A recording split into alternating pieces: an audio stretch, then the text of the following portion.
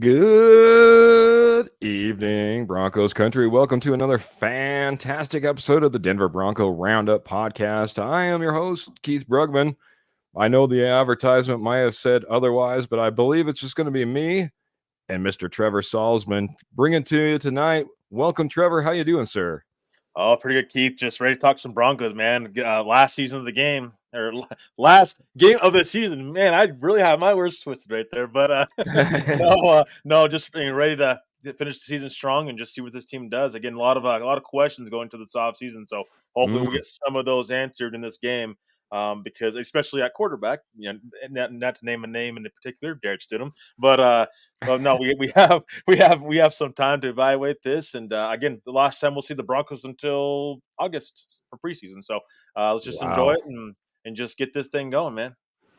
Yeah, excited to get this thing going, man. And I'm gonna, first off, I guess I should mention our parent company, Rocky Mountain Sports Network, before I start mentioning others. But Rocky Mountain Sports Network, guys, is who we're brought to you by. Check out the Rocky Mountain Sports Network. You can head on over to RockyMountainSN.com. And of course, you can always check out Rocky Mountain Sports Network on YouTube or Facebook or any of those social media platforms that you love. We cover all your Colorado sports, whether it be Broncos like you're listening to right now, Avalanche, Nuggets, or your Rockies. That being said, man, the other night, our good friend Kurt Valente had over on the K&K Sports Show has a show called Let's Talk Broncos. Let's Talk Broncos, yeah, and it was fantastic. I'm glad that Kurt Valente and Mr. James Marilat are on the same page, and I totally get it. We were in there, supporting our good friends over the K&K Sports Show. And in the comments, and at one point, I had James Marilat say, "Keith, I hear you barking in the comments, man." So if I'm gonna be told by Mr. James Marilat that I'm barking in the comments, well, I want to bark for a moment. I just want to say this, guys. First and foremost, what I would really have liked to seen would be Russell Wilson and the Denver Broncos paired up for the next 2 years. Because quite honestly, what we're paying and what we're getting from Russell Wilson versus what we're paying someone else to get out of Russell Wilson doesn't make sense. First and foremost, Russell Wilson with the Denver Broncos is what I would like to see. If that's not going to be the case, and boy, there's a lot of dirty hands out there right now, whether it be in, Camp Wilson or Camp Payton or Camp Payton or Camp Penner or whoever it happens to be, guys. A lot of dirty hands. Don't know if it's going to work out, but Trevor's going to talk about it maybe here in a moment. Don't rule out the possibility. That being said, if we have to move on, where do we go and how do we go about it? Well, there's a lot of different ways that we can talk about. That was some of the things that I was bringing up on the show. But one of the things I do want to bark back at just a little bit, I put it out there. I put it right out there for James Marilat to respond. Haven't heard anything as of yet.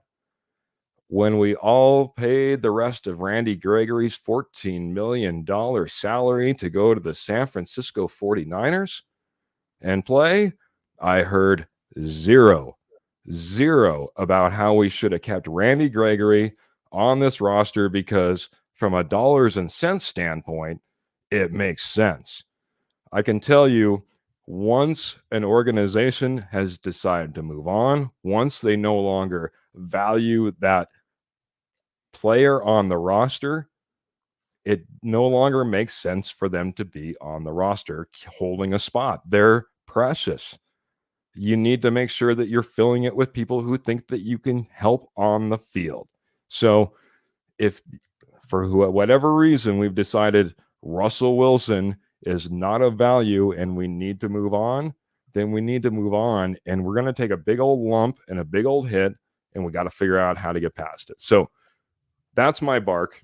Sorry I had to get that off my chest. Trevor, I'm going to let you roll here in just a second and do a lot of talking here, but I do want to hit the posse, the comments, and say hello to some good friends of ours over here. So Mr. Jeremy Dressler coming in and saying over on Facebook, saying, "Sup, you two, go Broncos." Absolutely. Good to see you, Jeremy. We're doing all right. I think we're doing okay. And of course, we always go Broncos, especially in this Raider hater week. So Facebook comment. I will say this really quick. And I'll look. This looks like it's Ryan, maybe. Mr. Scoops, actually, if I remember right. So Mr. Scoops coming in here, and I appreciate that. Scoops, also one of those guys over in the K&K Sports Shows. Keith and Trevor, you're always such amazing supporters of WITS and our WTS, our main show. Excited to be here with you all tonight as your team figures out its future sans Russ. So, yeah, it might be something that we'll have to look into. I got Pearl coming in here and saying hello. Hello, Pearl. How are you? Got Shane coming in here. Oh, I said I was going to say this. Guys, if you go to StreamYard.com/Facebook, you can go right there and say, hey, please use my profile. Please use my name. And then that allows me to see it and splash it up there on the video board. But Shane's coming in and saying, hi, guys, and good evening, and hello to you, Shane. Kenny's coming in and saying, good evening, gentlemen, and welcome to the greatest Denver Bronco podcast around. Well, I might have stiff competition now with Kurt, man. He's stepping up his game over there on the K&K Sports Show, and I love to support you guys. So have a great show, gents. Who's that coming in from? Oh, that's Mr. Matt Staffiero. So, Matt, appreciate you coming in here and saying the same here. This is Shane saying, I agree with you, Keith. Wish we could make it happen and get someone somehow behind to learn from him. Tired of the quarterback circle. Yeah, the carousel we keep going around and round on. Graham is also coming in here and saying, good evening. I'll have some more comments, Trevor, man. But like I said, man, first and foremost, best option is Russell Wilson plays for the Denver Broncos next year. Am I right? Yeah, I mean, absolutely, you're right. Again, keep this in mind, guys. The Broncos, Sean Payton did not bench Russell Wilson until the Broncos were basically eliminated from playoff contention. So keep that in mind. If he would have made this move week 6, I mean, the Broncos are still in it, then it's a different situation. But again, I don't think that it's 100% chance that Russell Wilson's not a Bronco next year. I'm not saying that it's likely, but I'm just saying, like, I just don't rule it out right now, because what's an upgrade? What's the upgrade on the free agent market right now? They aren't going to have enough money for Kirk Cousins. Again, Kirk Cousins is like 36 years old. Yeah, Baker Mayfield, he's going to get paid. So it's like, what's the upgrade? And then in the draft, again, the Broncos, to make things even worse, they have 6 picks total in this draft. They don't have a second-round draft pick. You're talking about moving Pat Surtain. Well, Pat Surtain in himself is worth probably 2 or possibly 3 first-round draft picks. So you're going to move off Pat Surtain. Again, you do that and include first-round picks to go get Caleb Williams, okay? You fix one hole, then you just created another one. This roster is not just a quarterback away. And as for moving off from Russell Wilson, that's my backlash on that is this roster isn't just quarterback away, so you can't just move off of a guy and pay him to go play for another team. The cap situation is you're still paying Russell Wilson regardless if he's on this roster or not. So he's gonna make the same money if you go play if he goes play for another team. He's making minimum salary there for whatever team he goes to. But again, the $39 million, they're still paying him 39.4, and that's would be the dead cap if they split it up the post June 1st date. That would be the $85 million split up. So again, it's so remarkable this team wants to get rid of Russ Wilson. again, has Russ been perfect? No. This is why you're in this situation. But again, let's think about it, the whole landscape of things. Is it smart for the Broncos to take a quarterback at 14? Well, again, Jane Daniels, I'm hearing that he might be the second quarterback in this draft. The Drake May is probably third. But again, 1, 2, and 3, those quarterbacks, Williams, Daniels, and May, might end up probably going to be gone well before the Broncos even pick. It's going to take a premium to get those guys. So you're talking about Penix, Nix, and McCarthy there. If McCarthy doesn't Declare. Yeah, exactly. So again, is that really smart to take a quarterback at 14 or wherever you may fall after this game? And we'll get a clear understanding of that after this game against the Raiders, where the Broncos may fall. But again, it's just like, is it really worth it? Because you better make sure that quarterback that you take in the first round is the guy. Because I don't want to hear about McCarthy sitting a year. You draft McCarthy, he sits a year. This team can't afford that. They need a guy who plays day one. If you're drafting in the first round, this Broncos team, again, not a quarterback away, you need to your first round pick needs to play day one. So that's why I don't want McCarthy. I don't want McCarthy here. Because I mean, yeah, you can bench him and put him behind a veteran quarterback like Stidham or whatever, but this team you need to address. There's other needs you need to address, and there will be players available. That's why I say I don't want them to go and draft McCarthy there because he is a raw quarterback prospect. So that's where I'm against it. And like Penix is a different situation. Penix can start day one, in my opinion. But McCarthy, I don't feel great about it. And I wouldn't love the pick if they decided to draft in the first round. Okay, then. Man, you get the whole rundown there from Trevor, man. Where we're at, where we could possibly go. One thing I want to do is go back to the chat. Scoops is coming in here and saying, yes, this is Scoop. WTS, which I was trying to put together in my head really quick is, of course, what's the Scoops? And he's referring to us all watching and appreciating, which he appreciates as well. So check out what's the Scoop. Fantastic. Scoops, I appreciate you, man. He's always true to form, always going to give you his true opinion. It's going to be unfiltered. It's not going to be held back. It's not going to be put through any sieve or filter or anything like that, man. It's coming right at you, and he'll talk just about any single sport. So, by the way, he said he's curious what about his top 3 teams for Russ: Atlanta, Las Vegas, and Pittsburgh. I'm going to go ahead and I will see your Atlanta and your Las Vegas, but I'm going to switch at Pittsburgh for Washington Commanders team. And that would be my top 3. What are you thinking, Trevor? Yeah, I think Atlanta and Pittsburgh for sure. I think Tomlin wants to win. I think that'd be a perfect situation for us. And Atlanta too, but again, Tomlin has a history of winning. So I think if Russ wants to win as badly as he says, that's why I think that he can go to Pittsburgh and do that. Because I think Tomlin will find a way to get the best out of Russell Wilson. If it ain't gonna be here in Denver, it's gonna be somewhere else. I think Pittsburgh is a quarterback away from being where they're at. Now, I'm not saying Russell Wilson's a franchise quarterback, nor will he be going forward. But what I'm saying is they haven't got great quarterback play over the last couple of years. I think that's held them back a little bit. And I think Russ can get that, I think, going to Pittsburgh. And Atlanta, he's got a lot of options. So I would say Atlanta, Pittsburgh for sure. I don't know about the Raiders. I think that team's, again, I think they're going more towards the younger side of things. And Washington might be in line to pick one of the quarterbacks, Williams, May, and or Daniels. So I'm not sure they want to go the whole Russ Wilson route. So for me, the 2 teams as of right now would be Atlanta and Pittsburgh. Other than that, I mean, again, he's going to have different suitors. But again, I think these other chips are going to have to fall before we get a clear understanding of the other teams involved. But again, he'll be going for the minimum. So why, if you're a team that needed a quarterback, why wouldn't you at least give him a call? It's interesting that you say a minimum, but because, and I'm going to get to a few more comments here in just a second, Trevor, but why is Russell Wilson going for the minimum? Why wouldn't there be a bidding war for his services? Everything I'm hearing is that this guy is a guy that can certainly play for another team, can make them competitive, can make them a playoff team. He is a Hall of Fame future quarterback. We're giving up on him. We're not curtailing to his needs. And there's plenty of other teams out there that can make the very best of Russell Wilson. And like I said, possibly make that run in the playoffs and see what can happen. If that's the case, and we're talking Atlanta, we're talking Las Vegas, we're talking Pittsburgh, we're talking possibly the Commanders, and as you said, the list could go on and on as far as suitors. Why is he going to sign for a minimum for one team? Because he's already going to be making that $39.4 million with the Broncos anyways.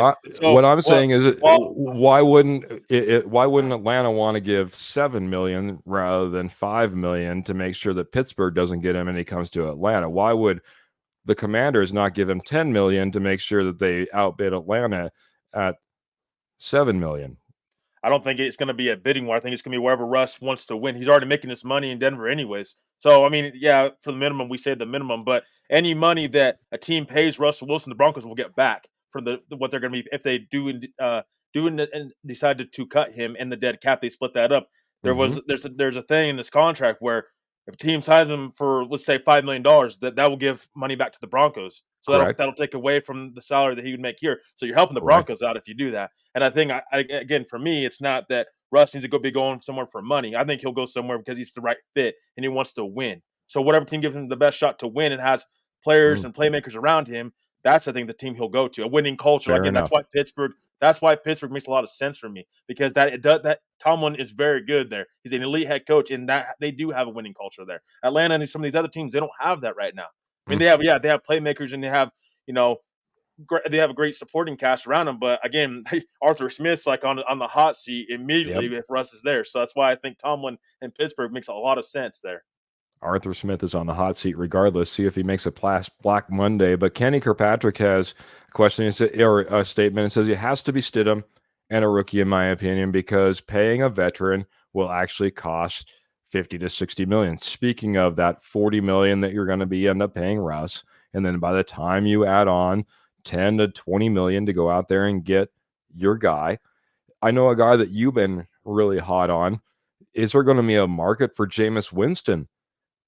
And is that market going to be driven up and out of the price range for the Denver Broncos? That's one of the things I'm worried about, because it seems like, at least in your opinion, Trevor, it might be the best option and the most affordable option packaged into one for the Denver Broncos to possibly have that bridge quarterback next year. What happens if you lose out on the Winston sweepstakes? Well, now where are you sitting, buddy? Well, see, that's why I'm saying, like, again, Garoppolo and with the Raiders makes a lot of sense too. I know a lot of people are not exactly on that train, but here's the thing: is Garoppolo a better quarterback than Stidham? I mean, again, Stidham's had 3 starts, but there's a reason he starts in the NFL. Clearly, teams haven't fallen in love with him enough to keep him around. So again, and Sean Payton has pointed out, these last 2 games are going to be trials for Stidham. They don't have to keep Stidham after the end of this year. He's got an opt out. They can just cut him and I guess the head cap is $2 million, and that's nothing in the NFL. They'll make that back with restructures and all that stuff with different contracts. So again, if Stidham has another game like he did against the Chargers, is he coming back for a full year? I think you kind of need that adult in the room. You kind of need that guy that's played a full season in the NFL, knows what it takes. And again, Sean Payton wants to win. If he truly wants to win, is that what Jarrett Stidham? And if you get off Russell Wilson, again, Garoppolo probably won't cost you a ton. Jameis Winston's making like $4 million this year. So he's not played. So is he really gonna cost you that much going forward? Guy that's had success in Sean Payton's system before he got hurt. So it's like that's why I throw Winston out there, because that might be Sean Payton's safety blanket if something goes sideways, either in the draft, if he doesn't feel like that he can get his guy, or that's cost too much. Maybe he does go more of that safety blanket with Winston, a guy that he knows has had success within his offense. And maybe Garoppolo too. I'm not sure, but again, I wouldn't just put all my cards index into Jarrett Stidham. I don't think that's what Sean Payton's doing either. And for the comments that he's putting out there, again, it's a trial. So what tells me that it's a trial for Jarrett Stidham is that's not a guy that is 100% guaranteed next year on this team going to be the starting quarterback. So you have to try to get the best possible fit for your system. Is that Jarrett Stidham? I'm not sure, because he hasn't done it a full season. So all options should be available for Denver. That's what I guess that's what I'm trying to say. Oh boy, we got we got everything as an option, boy. Anything's an option. Graham's coming in here as an option, saying Baker would be nice. I need to get caught up on these comments really quick. Ernie May is coming down here and saying, "Go Broncos country only. Beat the Raiders. Absolutely. Would love to come out with a winning season." It's been a while for the Denver Broncos, and I think that does say something for the mindset, the mentality, and the momentum for the Denver Broncos as they head into the offseason and head into next year. Graham's coming in here and saying, always annoys me so much. Russ refused to defer the money. Do better, and they wouldn't ask you to. Yeah, this is one thing I would say. A lot of people say, boy, Russ didn't really have to come out there and talk. He's a backup quarterback. He was in the locker room. Boy, he didn't need to talk, because I tell you what, that opened up the floodgates at that point. That was a pretty good airing by Russell Wilson into all the dirty laundry that was happening behind closed doors and, hidden from the public at that point. Once Russell Wilson let that out the door, yeah, absolutely. It painted the Broncos in a bad light, but I also think it brought to light things like that. Like, why didn't Russell Wilson want to defer that money? Why wouldn't he give the Broncos 48 more hours, 2 more weeks, 2 more months to come to that decision of guaranteeing that injury guarantee? Because that's all we were talking about, is guaranteeing that injury guarantee. The 5th day of the league year, the Broncos wanted more time, undisclosed amount of time. I don't know if they wanted 2 years. I don't know if they wanted 2 days, but they were just looking for more time. The Russell camp said no, and they aired it. They aired it out there, and it annoys me too. So Kenny's coming in and saying McCarthy, though, has a big ceiling. Panics. No, I think he's only 21. He's only 21, Trevor, but wouldn't start him week 1, whomever drafts him. That's a problem.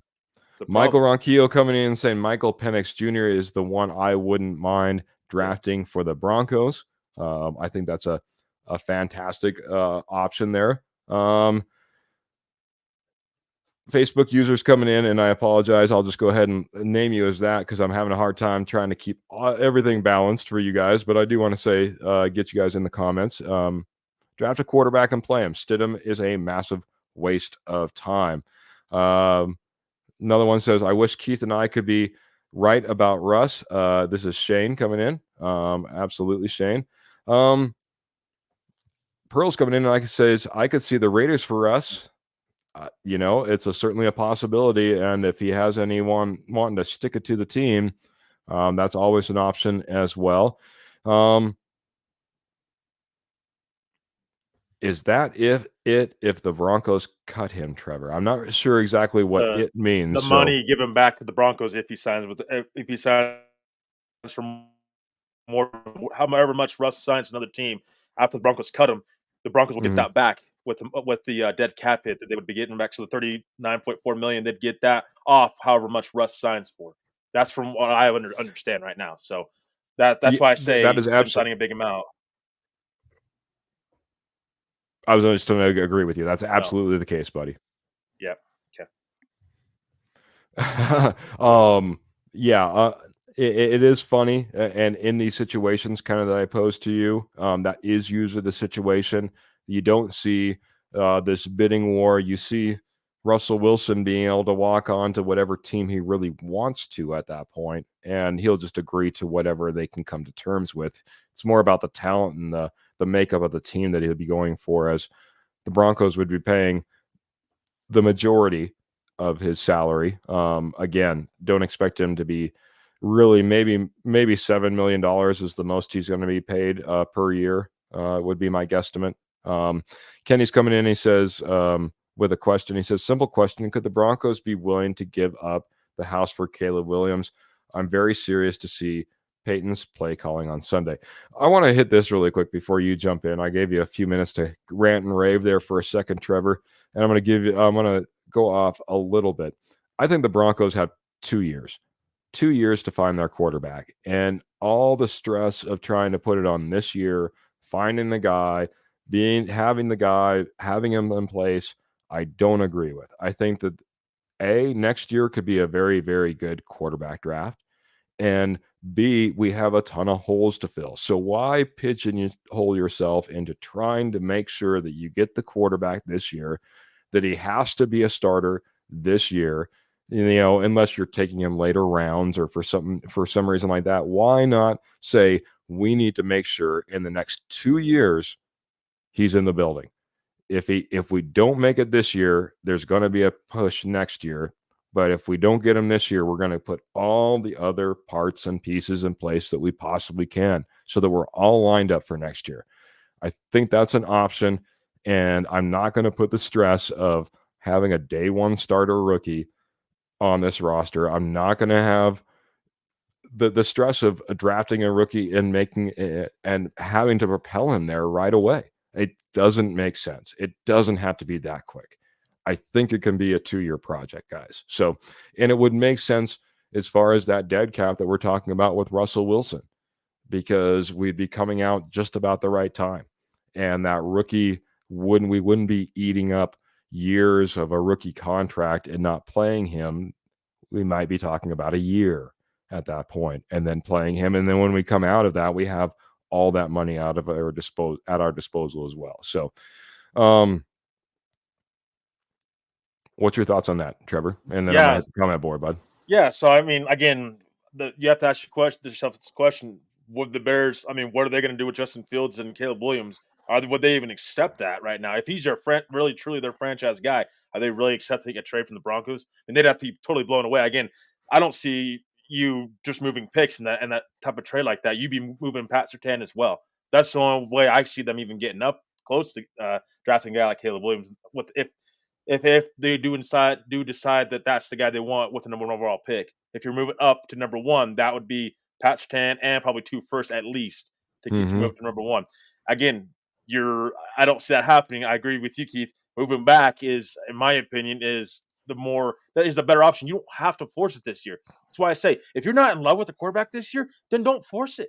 You don't have to, even if you take somebody else at 14. This team has plenty of definite needs that they need to go and address. It's not just quarterback. That's why I say this team is not just a quarterback away. Look at Cleveland. Look at the Colts. They are winning with backup quarterbacks. Yes. I mean, it can happen. You can catch fire in a bottle. You don't need that franchise guy right now.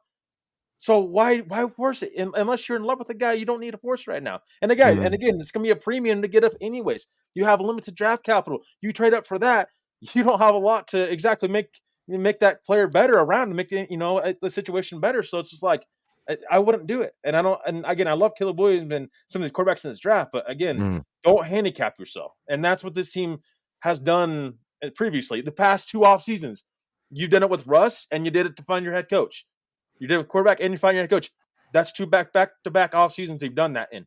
You don't need to do that again for another 3rd off season. That's what's gotten this team in trouble, anyways.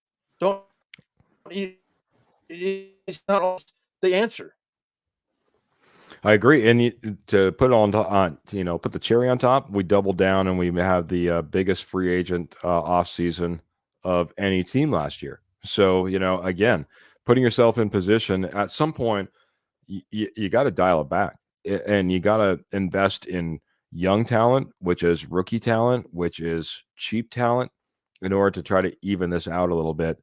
Don't get me wrong, a rookie quarterback is that young, cheap talent. If it falls to you, if it's in the right position, this draft, go ahead, take him, but don't force it. We have so many holes, and maybe having to make more in order to offset this cap. Don't force it. Take the best guy on the board, and roll from there. If anything, I would love to see some step backs and track if at all possible, but I don't know if that's going to be in the cards. We'll get into some offseason breakdown as well. This is Shane coming in. He says, ever since 2015, after the Super Bowl, we've had a quarterback issue. Really, it's not hard. Get a great and have one, learn from him. This is Shane Mapes. And he says, looks like another 4 to 5 years of being like this in Denver. Needs a quarterback. Real talk, haven't seen the playoffs since 2015. Beat KC for the first time since 2015. Denver Broncos haven't made good decisions lately.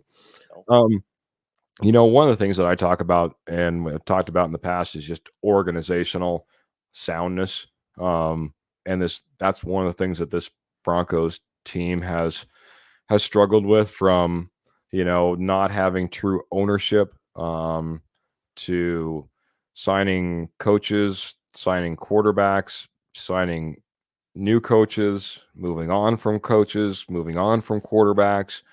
there's been no continuity, and at no point has it ever seemed that like we had everything on schedule, meaning we brought in the GM and the coach and the star quarterback all at the same time to work towards a common goal. It's always been a mismatch, and we're paying for it currently, in my opinion. So I'll catch up on some comments really quick, man, but we're gonna have to transition a little bit.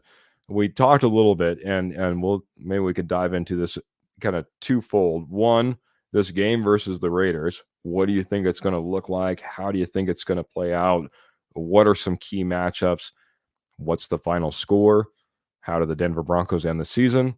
All that kind of in a nutshell, along with, like you said, how much pressure is on Jarrett Stidham for this game? And Trevor, I'm going to go ahead and let you take it away. I'll check the comments, see if we have anything that we need to hit.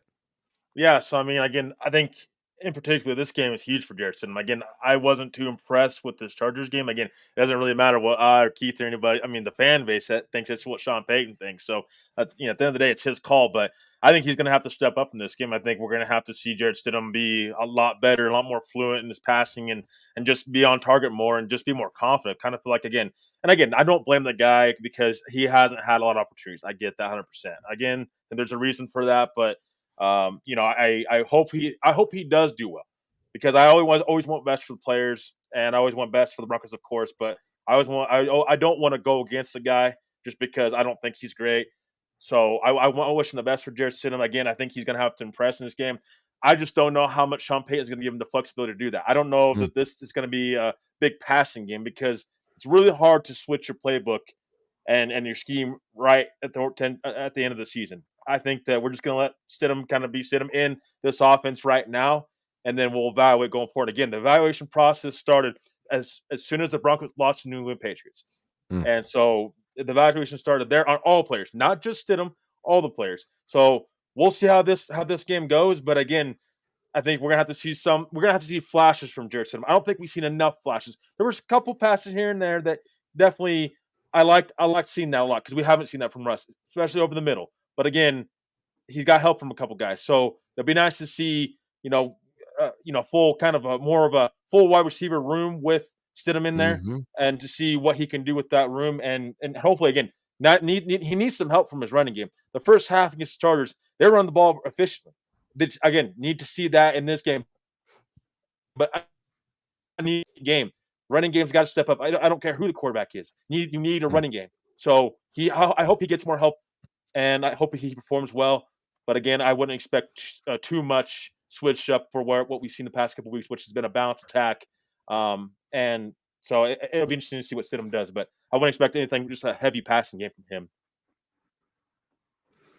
Very good, man. I think there is a little bit on the line for Jarrett Stidham. I think there's more than a little bit. I think they would like to be able to have him as an option to maybe carry this team next year. We talked about it, looking for that quarterback, maybe going with Jarrett Stidham at least for 1 year before you bring that rookie in and takes over. So it's a nice, affordable option. You'd like to have him go out there and look good, so that you at least have some confidence in him, and he has some confidence in himself as he enters in at least competing for that job next year. It would be a great way to end the season. We talked about it being a winning season, and a winning season for the Broncos, and again, the mindset, the mentality, and the momentum. And I think that would help Mr. Jarrett Stidham as well. Ken is coming. Oh, go ahead, buddy. I was going to say he looks like he's going to have Sutton and Marvin Mims back for this game too. So there's no more of that. Oh, he didn't have all of his receivers.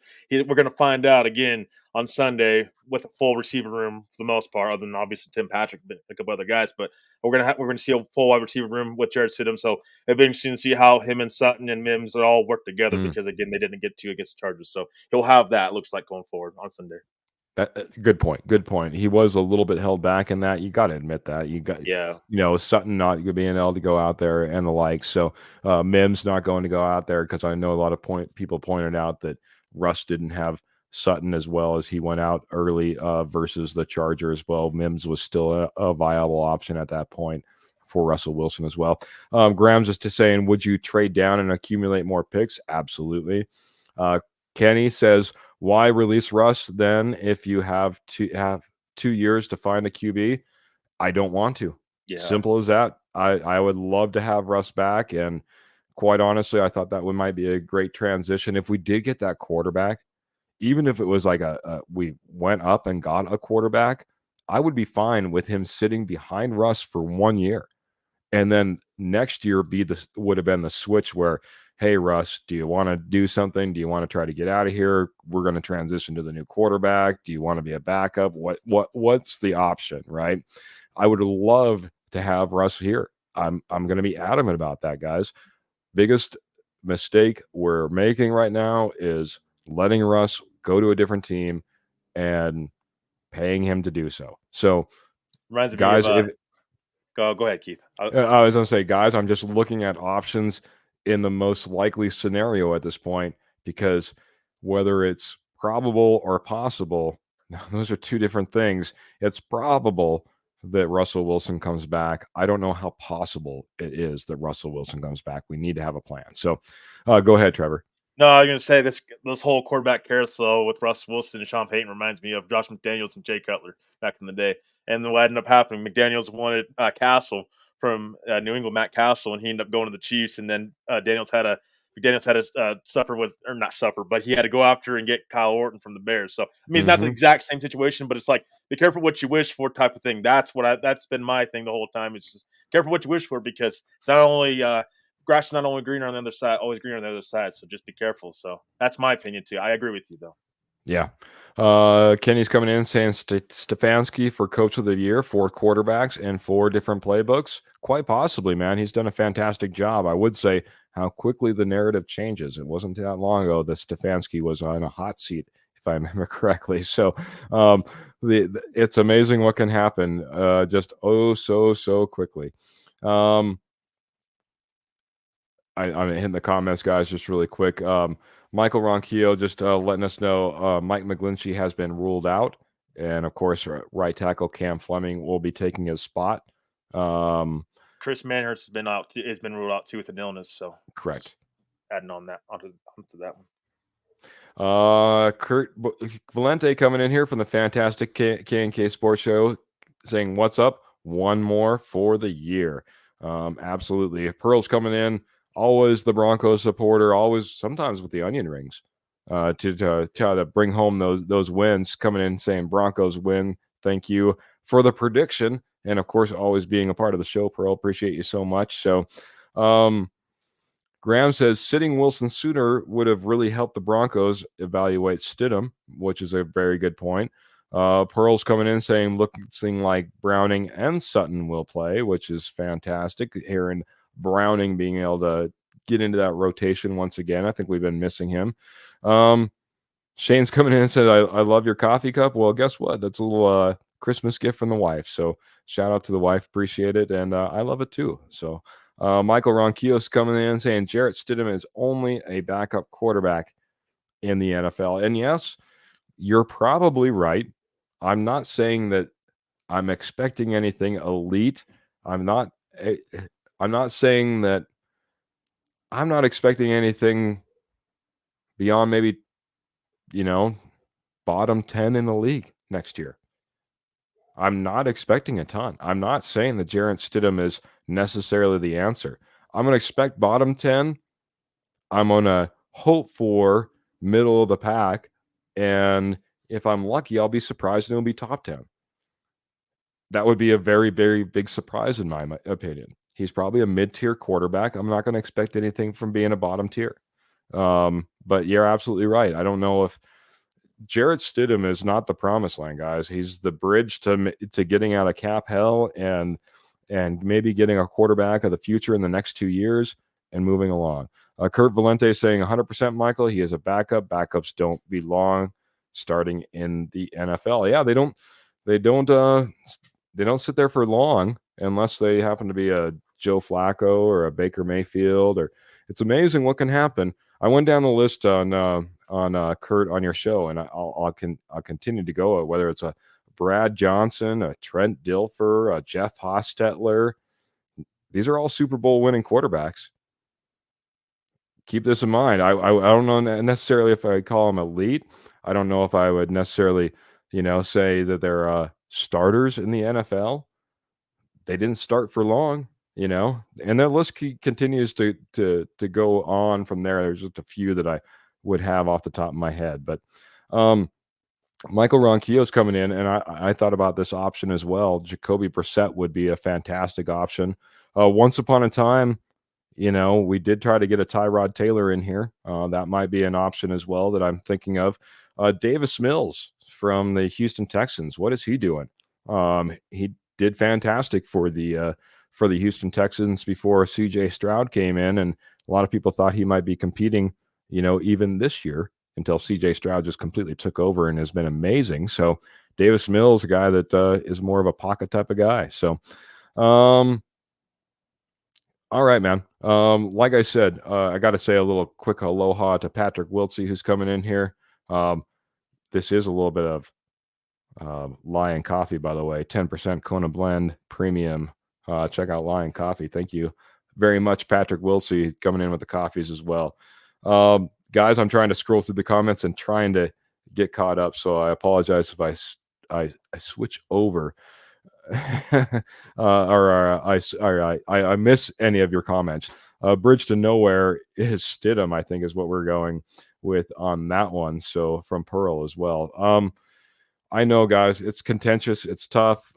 It's not what I want, but I do want to get some thoughts on what I'm seeing in the comments, and that's maybe some score predictions. And I'm gonna go ahead and I'll give you my thoughts on this Raiders game really quick, and then I'll line Trevor up for that score prediction as well. Thoughts on this game? Raiders are playing absolutely with their hair on fire, guys. Went back and I watched tape on the last 3 games, and whether it was beating up on the San Diego Chargers, whether it was taking down the Kansas City Chiefs, or whether it was, losing a nail biter versus the Indianapolis Colts, this team is playing with their hair on fire. We're going to have our hands full.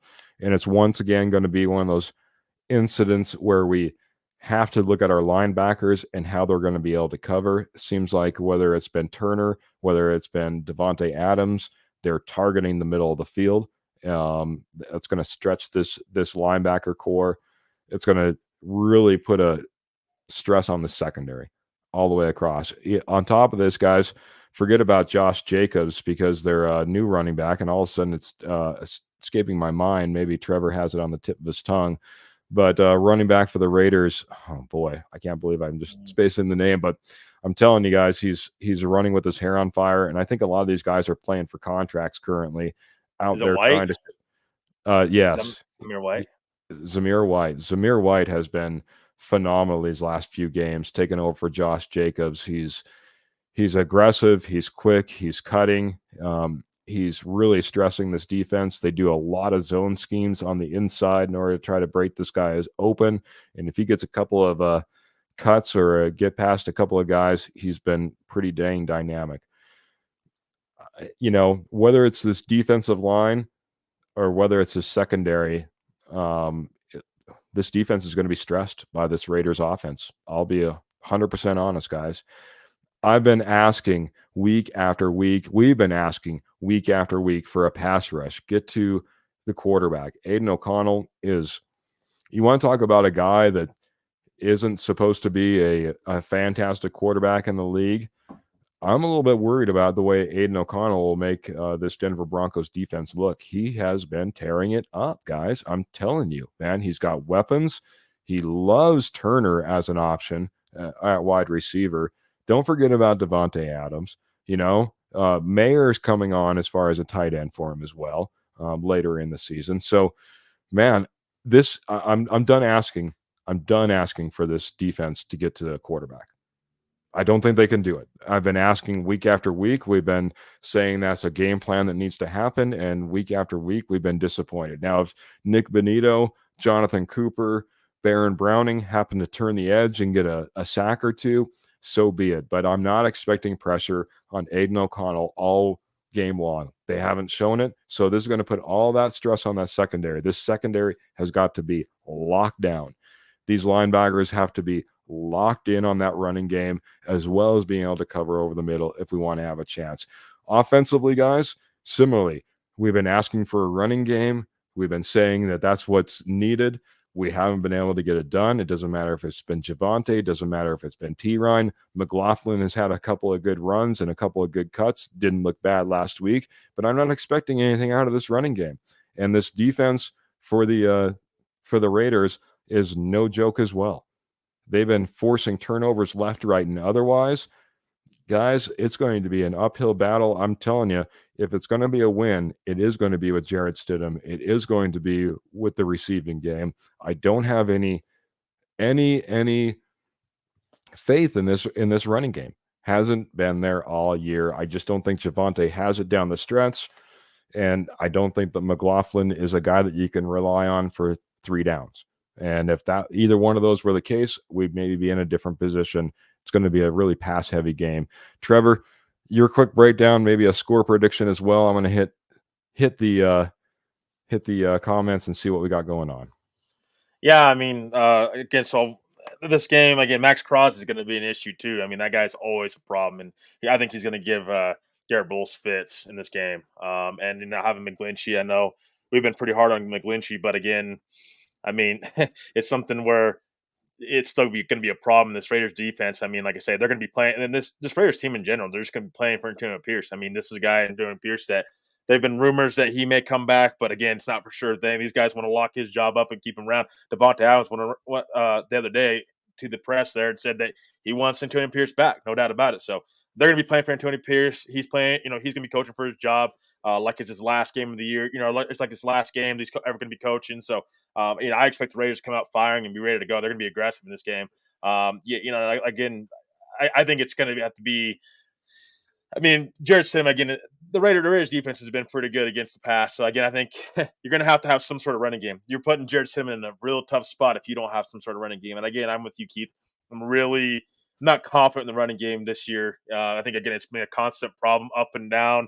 I mean, you're just having below 100-yard games, and it's not helping your quarterback at all. Putting your quarterback in a really difficult spot and putting your passing game in a really difficult spot. Go look at these elite offenses. They have a good balance of run and pass. And again, the running game, when the Broncos have played well on offense, they've had a running game, and that opens up the pass, and it opens up so much downfield. And if you don't have a running game, the defense will eventually they're going to play to the pass. It's a lot easier. It's a lot easier for a guy like Max Crosby to get to the quarterback. Which again, hopefully Stidham can get the ball out quickly because again he's going to be a problem. We're going to have to double team Max Crosby more than likely. But again, I see this being a game being a problem for the Broncos. I know they want to finish on a high note, but it's not the end of the world if this team doesn't win this game because you do have the draft. Again, we all want the Broncos to win, but in the long run, I mean, yeah, you want to snap that losing streak, but again, you can snap it next season. This team, I mean, you're going to finish 9-8. You're not making the playoffs anyway. So it's like it's not the end of the world. Again, I want us to win. We all want the Broncos to win, but it's not the end of the world. So just don't be. I mean, Broncos country, just caution. Just don't panic because you don't have to. We're not making the playoffs anyways. Like again, the draft going forward, it may be best for the team anyways. We're just gonna have to see. Either way, the outcome's gonna be good for the long run. Whether you snap that losing streak or you lose this game and you get a higher draft pick. Either way, it's gonna be fine. Just again, stay positive going forward because it's not all bad if they lose this game. But in my opinion, again, I have the Broncos 24-17 Raiders in this game. Again, I think it's going to be a tough game for Stidham and the running game. If he has no running game, I think the running game is crucial in this game. Raiders are not so good against the run. If you can't run the ball against this Raiders team, I mean, I don't know. It's going to be a long day for Jarrett Stidham, I think, back there. And I know it's going to be great to have Sutton back and Mims back, but you got to get the running game going. Let's see Jaleel McLaughlin, Marvin Mims more and more. I want to see those guys. I want to see Jerry Jeudy. Does he come out and have that big game? Does he show something? Because if he doesn't, it's going to be another question this offseason. Do you move on from Jerry Jeudy? Because if not, you're going to have to pay him. So you're going to have to, again, need to see a big game from Jerry Jeudy. But then you see some sort of promise from him again that we just have not seen this year. We've seen it last year, not seen it this year. Gonna have to see something in this final game. But again, hopefully we see more of McLaughlin and hopefully Stidham steps up. I'm hoping for the best for the guy and for the Broncos, of course. But I don't know. It's not a great feeling with this Raiders team. Kind of again, they're playing for their head coach and Pierce. Not saying the Broncos are not playing for Sean Payton, but again, this Raiders team they're better than what their record I think says they are. And so just again, hopefully Broncos win, but in my opinion, Broncos lose 24-17. Very good. And now Trevor can take a breath. Yeah, We get him the oxygen mask. yeah, Mask. exactly. We're a mile high, man. Ooh, boy. That's why we call him the Rocket Man, man. Takes off, man. Just takes off. Patrick Satan has got Adams, says young Tyrone, man. I hope so, man. Yeah. I remember back to that first meeting that they had, and Adams are really getting the best of him. It seemed like Surtain certainly bounced back. It's going to be one of those key matchups, like I said, if the secondary is going to keep pace with this Aiden O'Connell led offense. It seems like he's snapping it all over the field as of lately. So that being said, let's hit the comments a little bit more. Pearl saying you could be right. I agree with you guys. Wednesday, so has to win and make the playoffs next year. So young Tyrone jumping back in and said that's a problem. Our front four getting to the QB, absolutely. And stopping the run. And stopping yeah. the run. Honestly. And stopping the run, yes. Yeah. It hasn't been any better there, either. That's a good point. That's a good point. I will say Zach Allen seems like he's been getting stronger and stronger throughout the year. That's the one standout, I would say. DJ Jones, as much as I love him, I don't think that's a possibility of him coming back. But yeah, I'm glad Sutton is back as well. Graham is coming in and saying Adams seems like he's less intense Antonio Brown, talking personality, of course. So when you have Josh McDaniels in the room, it's kind of hard to be positive all the time. Just saying, Josh Daniels tends to have that kind of feel on different players around the league. So Pearl is coming saying our D is average, not elite. Yeah, I would say that's a fair statement, Pearl. I mean, at times we played elite-like. I think at times we were getting some fantastic turnovers that made this defense look even better than they were. The back end looks pretty dang good. The front end is where I start getting more and more worried. The closer you get to the line of scrimmage, which is exactly where I think this team needs to build if we're going to be moving forward. I'm going to hit a couple of predictions in here as far as the score. I'm also going to look. And Kurt, I'm going to have our good friend Kurt Valente over the K&K Sports Show. He's coming in and saying, if Stidham falls flat on his face on Sunday, Penner brings in Payton Monday morning and wants to hear what the plan is. Then Penner decides between Payton or Harbaugh and Russ. I hate to break your burst your bubble, Kurt, but it sounds like there is a team in the AFC West that's in heavy running, and it sounds like if the college coach Jim Harbaugh, 1-3 in the college football playoffs, decides to come back to the NFL, it'd probably be like with the Raiders. So Chargers as well. I heard Raiders. You think Raiders? You don't think they're keeping I've Pierce? heard Raiders. Really? Yeah. Why? That team is not. I mean, they're not bad, but I mean, they're just not. That roster's not ready to win yet. They're not ready to win. It's a mutual thing. It's a mutual thing. But Really? that being said, guys, I don't think it's the Broncos, Kurt. I love Kurt. And as Kenny says, I love Kurt's passion. Absolutely, Kurt. Yeah. Kurt, you want this Broncos team to win as much as any Bronco fan out there. There is no doubt about that, man. I know without a doubt,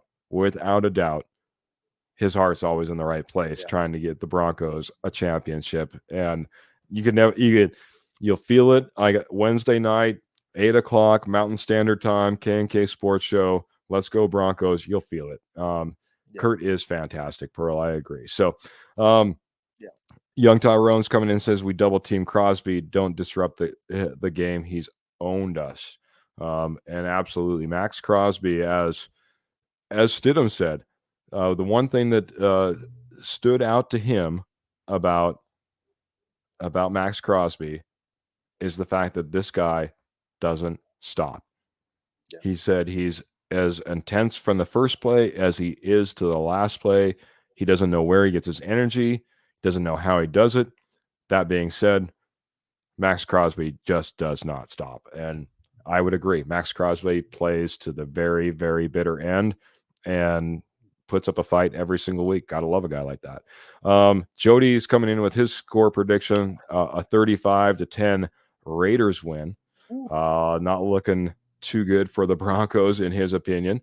I know I had another one in here. Michael Ronquillo coming in here and saying 27-17 Broncos over the Raiders. I like that score prediction. I always love the positivity there. Always a fantastic supporter, not only of the show, but of course the Denver Broncos, Michael Ronquillo. I like the Bling Mike #1 jersey too in the profile pic, by the way. So nicely done, Michael. Loving it, loving it, loving it. Kenny's coming in, and he's thinking it's a defensive battle beyond all get out, coming in with a 9-6 Raiders victory. Kenny's also coming in with a prediction that the Bears will land Mr. Harbaugh. So lots of options, obviously, for him. And I will say this, he did pick up an NFL agent, a guy that, that is tied to the NFL. So there certainly is more of a possibility this year. Michael Ronquillo coming in saying Broncos offense and defense are playing for a winning season.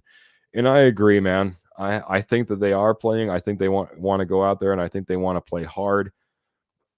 I hate to say it, guys. I just don't know if it's going to be harder than what the Raiders are doing for Antonio Pierce at this point. Like I said, obliterating the Chargers, knocking off the Chiefs, coming this close to taking out the Indianapolis Colts. This team is playing, and they're playing hard, and they're playing strong. Guys, I hate to say it, but I'm going to predict a Denver Broncos loss. I'm going to go ahead and I'm going to say a 27-24 loss. I think it's going to be close. It could be a little bit larger than that. It could be like a 21-27, but I'll go 24-27. I want this to be close. I want this to be a special game. I want it to be exciting for Broncos fans, even if it happens to be a loss. I want us to have something to move on to in this offseason. And who knows what that offseason is going to bring, guys, man. It will be certainly interesting. Trevor, boy, I can't remember what else we had on the agenda. We've been talking now for a little bit, man, but I think it's almost time for some final thoughts. If we had anything else on the agenda, I'll have to have you wrap it up in there. I do have a couple of questions coming in. Do the Broncos or should trade Russell Wilson for Fields? What are your thoughts on Justin Fields? Yeah, I don't see that happening again. There's no way Chicago's absorbing Russ Wilson's contract. Any team that, unless Russ reconstructs his contract, it's not going to happen. I don't think that Fields is a fit in Payton's system anyways. I just think Fields kind of reminds me of that Russ and Wilson type. Again, he's not a pocket passing quarterback. He's more of a guy on the run type of quarterback. So he's more of a scrambler. So in my opinion, I don't think it's going to happen. And I think if the Bears move off from Fields, again, they're going to want picks back. They're not going to want an aging quarterback like Russell Wilson. And again, to take on this cap, they would just let the Broncos release Russ. If the Bears really wanted Russ or any team, they're just going to want the Broncos to release him so they can get him for about as cheap as they possibly can. I don't see any team trying to trade for Russell Wilson. It just makes no sense for their franchise. But again, it'll be interesting to see what the Bears do with Fields and what they're going to do with the number 1 overall pick, because that's going to be a big question going just in the NFL in general this offseason. I agree, man. I agree. Facebook user, I think this is Shane, if I remember correctly, but he says, Kurt and Keith, first time watching both of you. You two were great. Shane Mapes. Well, I hate to tell you, this is actually Trevor, my good friend over here, Trevor Salzman, but I appreciate the support, man. And Kurt is another show, man. But yeah, I think it would be, well, some type of show if me and Kurt were on the same. I don't know if it would be a great show. It would be a loud show. I'll give you that. It'll be a loud show. I don't know if anybody would hear anything as we yell over the top of each other, maybe. But that being said, I appreciate the support, Shane, and thanks for jumping in here. Thanks for being part of the Denver Bronco Roundup. Pearl's coming in and saying, this is one game I really want the Broncos to win. I hate the Raiders. I have one question for you, Pearl. Would you do it if Jerry Jeudy had a breakout game? Over 100 yards, 2 touchdowns. What would that be okay with you if it was a Jerry Jeudy led Broncos win over the Raiders? I know that you're such a Jerry Jeudy fan, so I got to put you on the spot here. She's also coming in saying, "Fantastic show, love you, love both of you." Well, Pearl, thank you so much. We love you, and what a fantastic supporter you've come in and been just been fantastic out here every single show. It seems like without a doubt we can expect Pearl to be in here along with Michael Ronquillo. Justin Fields to the Falcons is what he's saying, and I could possibly see that. Trevor Salzman always hits on the nail. Yeah, Appreciate man. it, Pearl. Appreciate that. We Legendary appreciate Pearl. you. Legendary Pearl. And she's getting back to me. There you go. I am not a fan of Jerry Jeudy, but I want to win over the Raiders. Very good. Yeah. I like that. It's the name on the front of the jersey, not the back, right?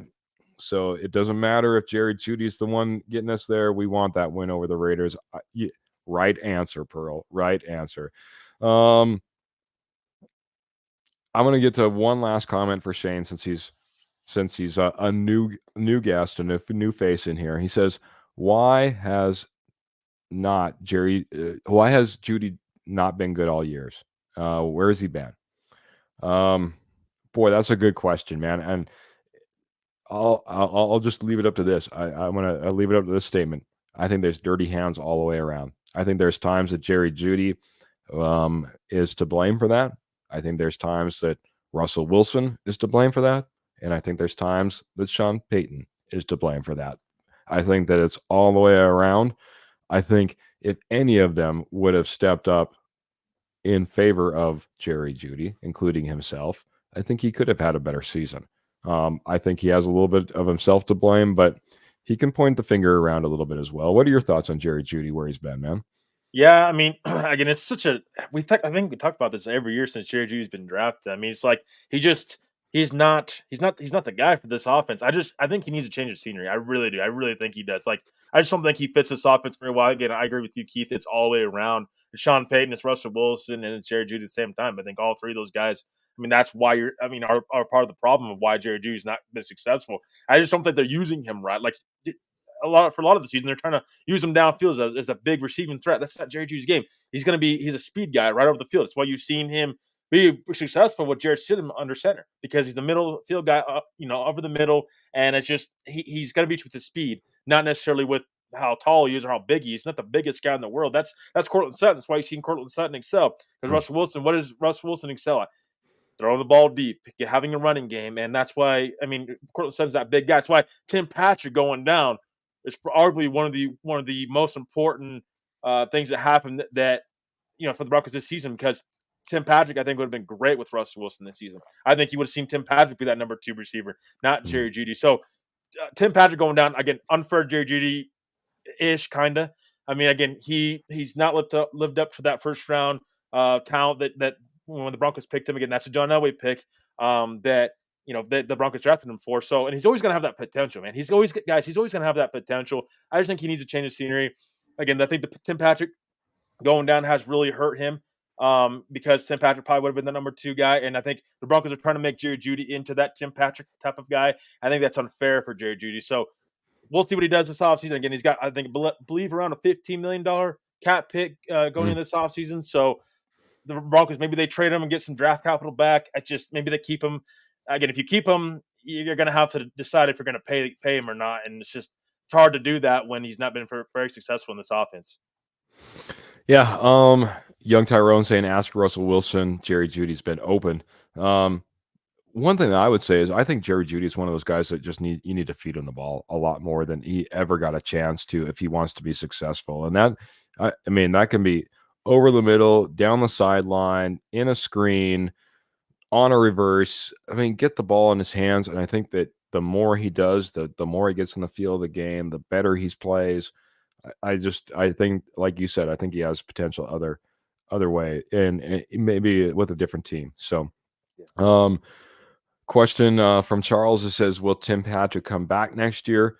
The one way that Tim Patrick, I think, comes back, Charles, is if he gets cut and then he's re-signed onto this team. Now, I will say, I saw some interesting footage from Nick Ferguson with a little bit of highlights, dumped it into our personal chat. I don't know if you had a chance to take a look, Trevor, but I'm pretty sure I saw Tim Patrick catching passes from Jarrett Stidham, which would be absolutely fantastic and amazing, and just maybe speak to where he's at and maybe where he fits with this Denver Broncos organization. So I hope that he comes back. I think he's always been a fantastic athlete. If he could stay healthy, just stay healthy, man.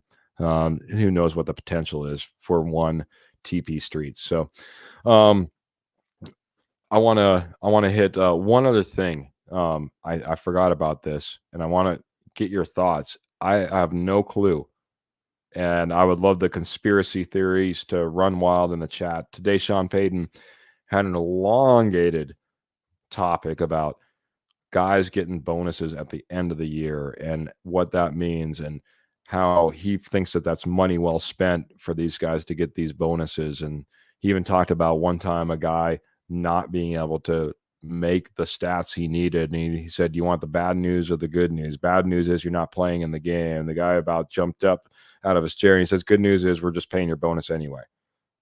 So he definitely feels like this is a needed thing. His big thing was talking about Emmanuel Sanders and how he needed 4 catches in order to hit his bonus. He said he went to Emmanuel Sanders and he said, "You're not only going to be out there and you're going to get your 4 catches in the first quarter, but you're playing to the very end of this game." And he says, I drug his butt up and down the field. And whenever he said he wanted out, I just said, nope, you're staying in, buddy. You're playing hard now. But he absolutely believes these guys should make their bonuses. And he says, "Guys, I can't let it out of the bag right now, but I'm drawing something up to try to help one of our players out, and it's bigger than the 4 catches that Emmanuel Sanders needed. And I'll talk to you about it after the game." Wow. So, yeah. That being said, Trevor, if you had to guess who he's drawing it up for, who's he drawing it up for in order to get a little extra bonus come the end of the year? He referenced Emmanuel Sanders needing those 4 extra catches in order to do it, if that helps at all. There's a lot of different players that maybe he's brought in that he has some allegiance to. Maybe there's some players that just are right on the brink.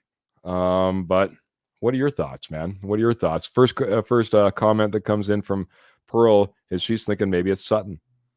Maybe it's Sutton.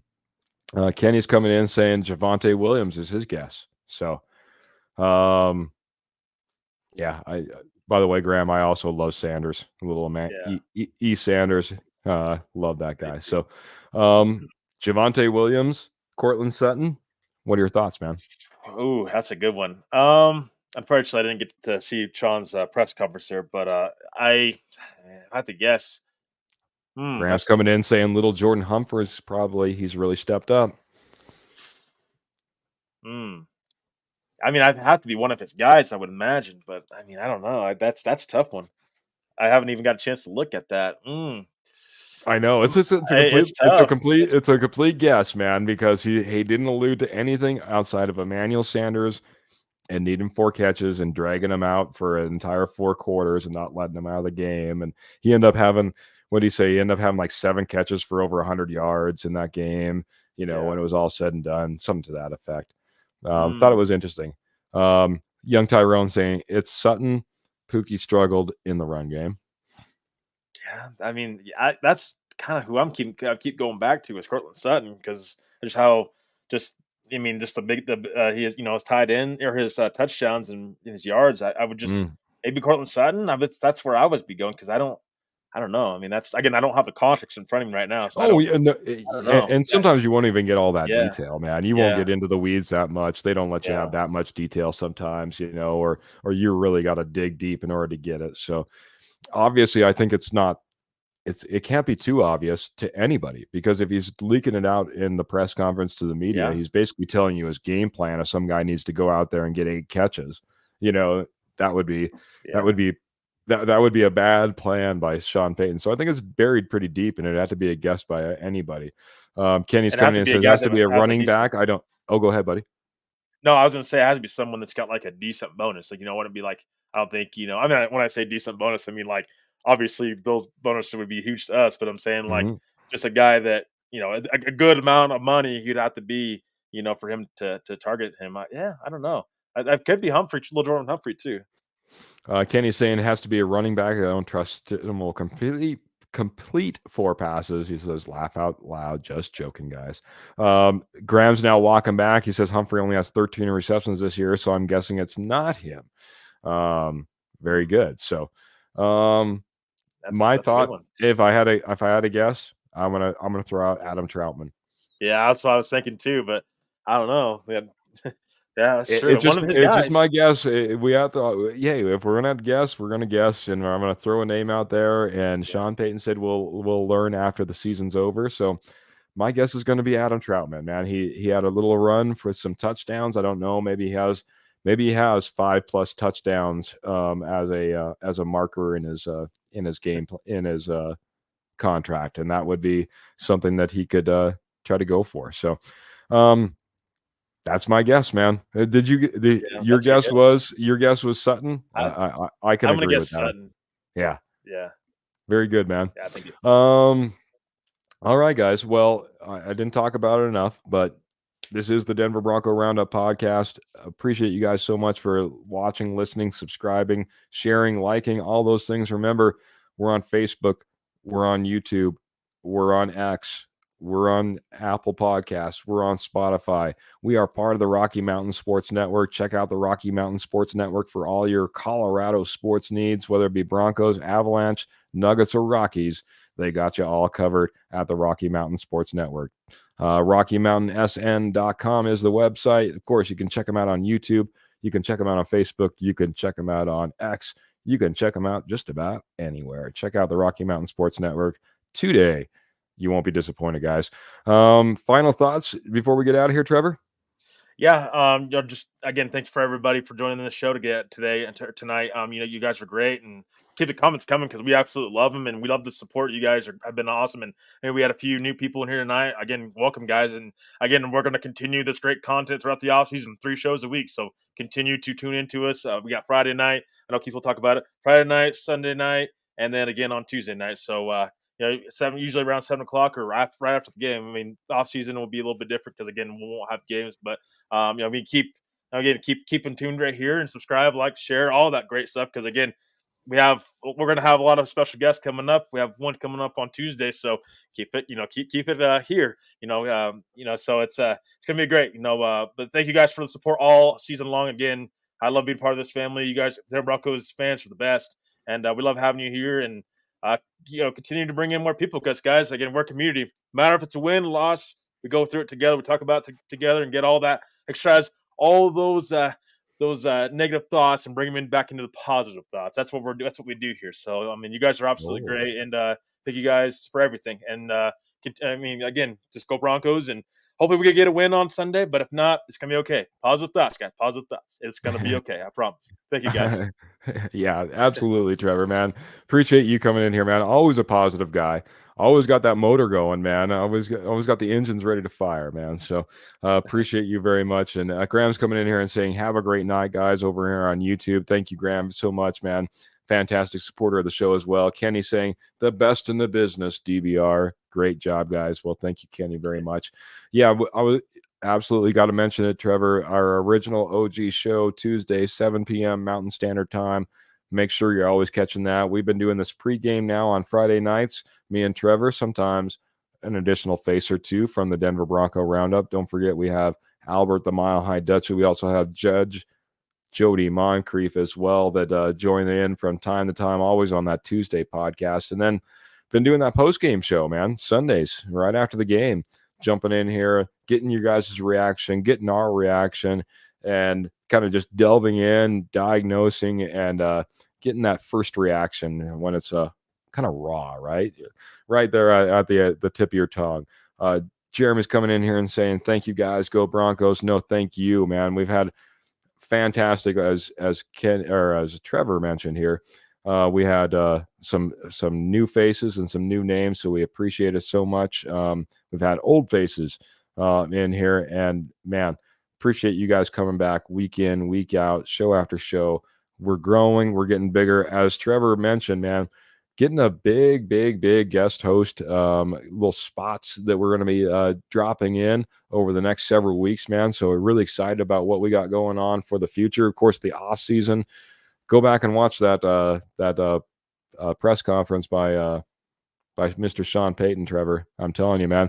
He says he's got everything scheduled out from now until they break at summer break before the end of training camp. So it is going to be a absolutely jam-packed offseason, just like Sean Payton has. We're going to have one as well, guys. So sorry I didn't see James Marilat in the comments barking, but maybe we'll catch him at a different time. Guys, I appreciate you guys so much. Again, fantastic support. Make sure you're following, sharing, subscribing.